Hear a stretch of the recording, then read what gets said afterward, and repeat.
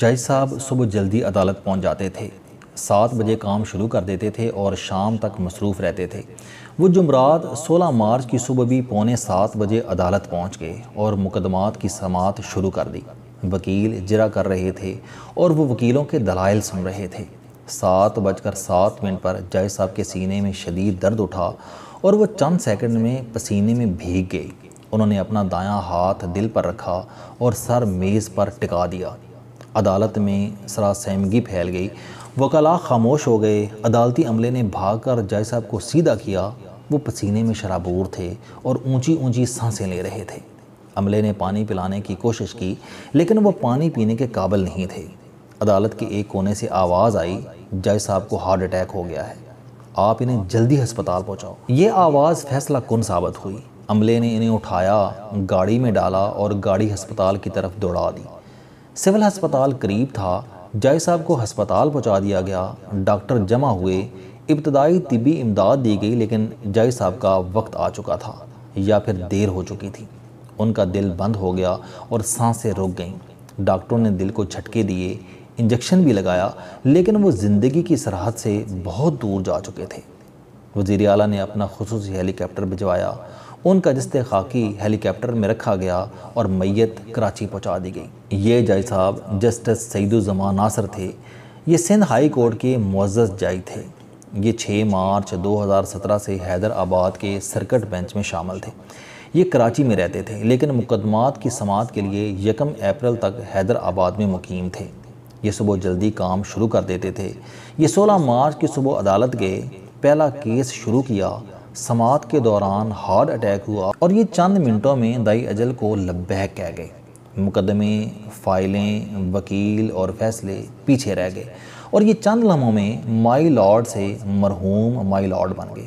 یہ ہے سے تھے ہو گئے۔ جسٹس سعید الزمان ناصر دنیا کی اس اٹل ترین حقیقت کا تازہ ترین ثبوت ہیں جسے ہم روز فراموش کر دیتے ہیں، جسے ہم روز زندگی کے فریب، زندگی کے رنگوں میں بھول جاتے ہیں۔ وہ حقیقت موت ہے۔ زندگی بہت مکار ہے، یہ ہمیں یاد ہی نہیں رہنے دیتی کہ ہم نے کبھی مرنا بھی ہے۔ ہماری موت ہر وقت ہمارے گرد منڈلاتی رہتی ہے، یہ ہمیں کسی لمحے ڈس لے گی۔ زندگی ہمیں یہ سوچنے کی مہلت ہی نہیں دیتی۔ زندگی اور موت بھی کیا دلچسپ کھیل ہے۔ مرد کے ایک اختلاط کے دوران 30 کروڑ سپرم خارج ہوتے ہیں۔ یہ 30 کروڑ سپرم مکمل انسان ہوتے ہیں۔ عام نارمل مرد میں 5000 اختلاط کی صلاحیت ہوتی ہے۔ آپ 5000 کو 30 کروڑ سے ضرب دیں تو آپ یہ جان کر حیران رہ جائیں گے کہ قدرت نے ایک مرد کو دنیا کی کل آبادی سے دگنے بچے پیدا کرنے کی صلاحیت دے رکھی ہے، لیکن ان اربوں سپرمز میں سے صرف 2-4 حد 8-10 سپرم انسانی شکل اختیار کرتے ہیں۔ ان 30 کروڑ انسانوں میں سے صرف ہم پیدا ہو جاتے ہیں۔ ہماری پیدائش قدرت کے 10 عظیم معجزوں میں سے ایک معجزہ ہے۔ ہماری تخلیق کے پہلے لمحے کے دوران ہمارے ارد گرد 30 کروڑ بہن بھائی موجود ہوتے ہیں۔ یہ خوبصورتی، طاقت، ذہانت اور قسمت میں ہم سے بہتر ہوتے ہیں، لیکن قدرت عین وقت پر ہمارے حق میں فیصلہ دے دیتی ہے اور یوں ہم ماں کی کوکھ میں بیج بن جاتے ہیں۔ یہ ہماری زندگی کے سفر کی شروعات ہے۔ آپ آگے کا سفر بھی ملاحظہ کیجیے۔ دنیا میں ہر سال لاکھوں بچے پیدائش سے پہلے مر جاتے ہیں۔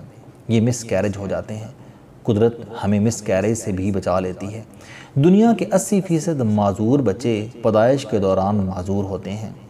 بچے کو ڈیلیوری کے دوران آکسیجن نہیں ملتی، سردی یا گرمی لگ جاتی ہے، دائی کا ہاتھ سخت ہو جاتا ہے، ڈیلیوری کے دوران بچے کے سر پر چوٹ لگ جاتی ہے، یا پھر ماں گھٹی کے نام پر اسے کوئی ایسی چیز کھلا دیتی ہے جسے بچے کا جسم قبول نہیں کرتا اور یوں یہ بیچارہ عمر بھر کے لیے معذور ہو جاتا ہے۔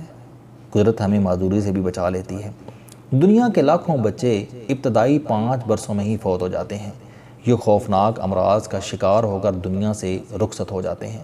پاکستان میں 2.5 کروڑ بچے سکول کی نعمت سے محروم ہیں۔ پاکستان دنیا کے ان ملکوں کا حصہ ہے جن میں ڈراپ آؤٹ کی شرح انتہائی بلند ہے۔ ہمارے آدھے بچے پرائمری سے مڈل میں نہیں جاتے۔ مڈل میں داخل ہونے والے آدھے بچے ہائی سکول نہیں پہنچ پاتے۔ آپ تعلیم کا المیہ دیکھیے، ہمارے 100 بچوں میں سے صرف 3 یونیورسٹی تک پہنچتے ہیں۔ پاکستان میں اس وقت 70 لاکھ لوگ نشے کے شکار ہیں۔ نشیوں کی اکثریت جوانی میں اس لت کا شکار ہوئی۔ دنیا میں سب سے زیادہ روڈ ایکسیڈنٹ پاکستان میں ہوتے ہیں۔ ہم ناخالص خوراک بیچنے والے ملکوں میں بھی شمار ہوتے ہیں۔ ہمارے ملک میں ادویات، پانی اور ہوا بھی خالص نہیں ملتی۔ ہم ملک بیماریوں کے سینٹر میں بھی رہتے ہیں۔ ہم ہیپاٹائٹس سی میں بھی دنیا میں دوسرے نمبر پر ہیں۔ ہم شوگر کے مرض میں دنیا میں چوتھے نمبر پر ہیں۔ ہمارے ملک میں تھیلیسیمیا، ٹی بی اور کینسر بھی خطرے کی لکیر سے اوپر ہیں۔ پاکستان دہشت گردی کے شکار 3 بڑے ملکوں میں شمار ہوتا ہے۔ ہمارے 70,000 لوگ دہشت گردی کا لقمہ بن چکے ہیں اور ہم فرقہ واریت کے شکار ملکوں میں بھی شمار ہوتے ہیں۔ چنانچہ آپ کبھی غور کریں گے تو آپ کو معلوم ہوگا کہ پیدائش سے لے کر بڑھاپے تک ہمارا وجود ہر لحظہ خطرے کا شکار رہتا ہے، اور یہ صرف اور صرف اللہ تعالیٰ کی ذات ہے جو ہمیں بیماریوں سے لے کر ڈراپ آؤٹ اور نوکری سے لے کر دہشت گردی سے بچاتی رہی۔ یہ اللہ کا کرم ہے جس کے صدقے ہم پیدا بھی ہوئے، صحت مند بھی رہے، تعلیم بھی حاصل کی، ترقی بھی کی، بیماریوں، حادثوں اور دہشت گردی سے بھی بچے اور ہم قدرتی آفات سے بھی محفوظ رہے۔ یہ سب اللہ کا کرم، اللہ کی مہربانی ہے۔ ہم اللہ کے اس کرم پر جتنا شکر ادا کریں کم ہوگا۔ ہم اللہ کی اس مہربانی پر جتنا سیدھا چلیں وہ بھی کم ہوگا۔ لیکن انسان بدبخت بھی کیا چیز ہے۔ ہم احسان فراموش اور کمینے ہیں۔ ہم اللہ کی اس مہربانی کو فار گرانٹڈ لیتے ہیں۔ ہم مولت کو اپنا حق سمجھ لیتے ہیں۔ ہم خود کو خدا سمجھ بیٹھتے ہیں۔ میں نے زندگی میں بے شمار جھوٹے خدا دیکھے ہیں۔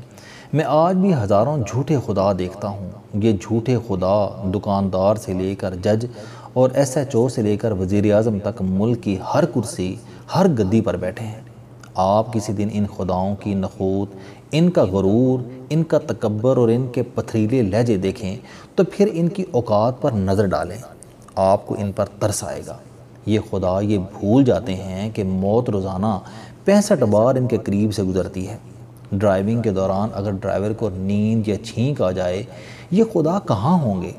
پانی کا آدھا قطرہ یا چاول کا ایک دانہ ان کی سانس کی نالی میں چلا جائے، اٹھتے ہوئے ان کا گھٹنا ان کا بوجھ نہ اٹھائے اور یہ شیشے کی میز پر گر جائیں، ان کے سر پر گائے سوپ کا سائن بورڈ لگ جائے، ان کی گاڑی کا انجن لاک ہو جائے، ان کے کچن کی گیس لیک ہو جائے، ان کی چائے میں چھپکلی گر جائے یا پھر رات سوتے وقت ان کا پنکھا ان کے اوپر گر جائے، تو یہ اور ان کی خدائی کہاں جائے گی؟ یہ لوگ کبھی یہ نہیں سوچتے۔ ہم اگر یہ سوچ بھی لیں، ہم اگر ان سارے حادثوں سے بچ بھی جائیں تو بھی ہم موت کے 4,500 بہانے ساتھ لے کر پیدا ہوتے ہیں۔ ہمارے خلیوں میں 4,500 بیماریاں موجود رہتی ہیں۔ ان میں سے کسی بھی وقت کوئی بھی ایکٹیو ہو جاتی ہے اور ہم کرسی پر بیٹھے بیٹھے ہے سے تھے ہو جاتے ہیں۔ ہم انجہانی یا مرحوم ہو جاتے ہیں اور ہمارے بعد ہماری کرسی، ہماری گدی اور ہماری مسند پر کوئی دوسرا خدا بیٹھ جاتا ہے اور بات ختم۔ میں روز اخبارات کھولنے کے بعد سب سے پہلے انتقال کی خبریں پڑھتا ہوں۔ میں اس کے بعد حادثوں کی خبریں پڑھتا ہوں اور پھر اپنے آپ سے پوچھتا ہوں، یہ لوگ بھی کل تک امیر، طاقتور، خوبصورت، متحرک اور عقل مند تھے، لیکن یہ آج کہاں ہیں؟ میں اس کے بعد اللہ تعالیٰ کی بارگاہ میں توبہ کرتا ہوں اور پھر مزید ایک دن کی مہلت ملنے پر اس کا شکر ادا کرتا ہوں۔ یہ شکر اور یہ توبہ میری روز کی عبادت، میرا روز کا معمول ہے۔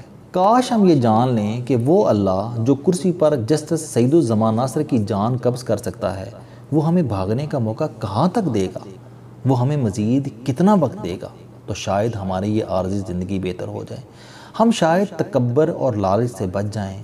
چنانچہ میری آپ سے درخواست ہے کہ اللہ سے توبہ کریں، شکر ادا کیا کریں، روز ایک نیکی کریں اور روز ایک گناہ، ایک کوتاہی ترک کرنے کا عزم کریں۔ شاید اللہ تعالیٰ کو ہم پر رحم آ جائے، شاید یہ ہماری زندگی کو بابرکت بنا دے، شاید یہ تھے سے پہلے ہمارے ہے کو اچھا بنا دے۔